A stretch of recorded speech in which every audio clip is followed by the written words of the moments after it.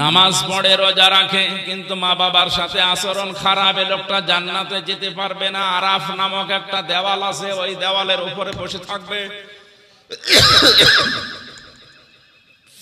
নবীজি হাদিসটা যখন বলছিলেন কিয়ামতে আরাফ নামক একটা প্রাচীর থাকবে, ওর উপরে কিছু মানুষকে আল্লাহ দাঁড় করাবে, ওরা জান্নাতেও যাবে না জাহান্নামেও পড়বে না।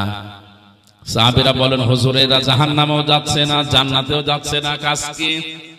আল্লাহর নবী বলেন, এরা নামাজ রোজা হজ যাকাত সব করেছে, এমনকি ইসলাম প্রতিষ্ঠার জন্য আন্দোলনও করেছে।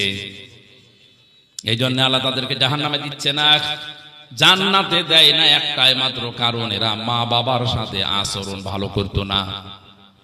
চট্টগ্রামবাসী নামাজ পড়েছে, রোজা রেখেছে, নফল দান সাদকা, এমনকি ইসলামী আন্দোলন করেছে, জিহাদ পর্যন্ত করেছে।